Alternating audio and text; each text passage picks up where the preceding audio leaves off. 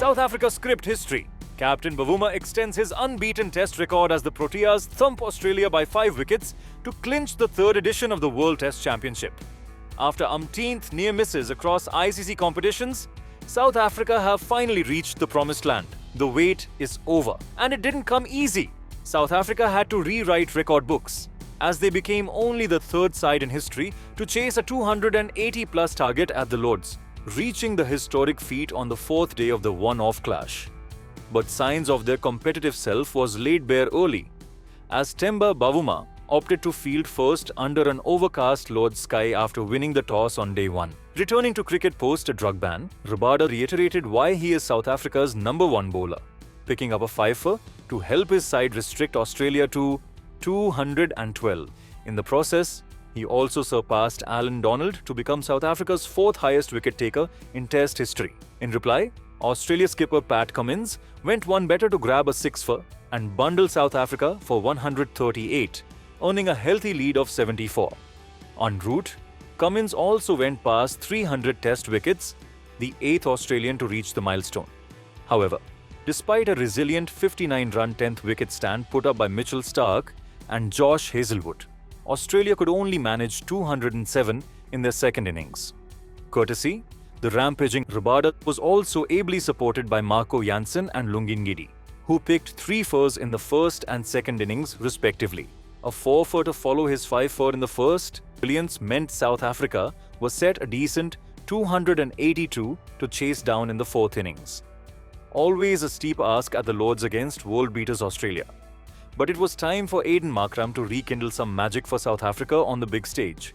The skipper who had led the under-19 side to a World Cup win in 2014, smashing his 8th Test ton to now bring home the WTC.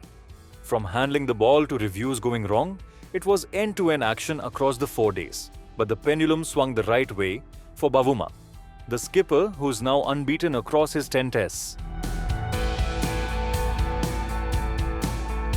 Temba Bavuma has made a remarkable impact on South Africa cricket since taking over the reins as captain in early 2023.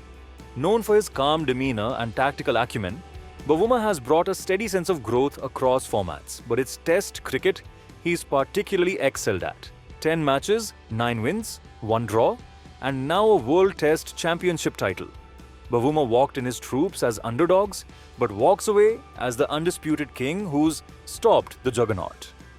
The title marks the first senior men's trophy for South Africa since winning the 1998 ICC knockout tournament. A drought that comes to an end after 10 semi-final and a final appearance across ICC competitions in between.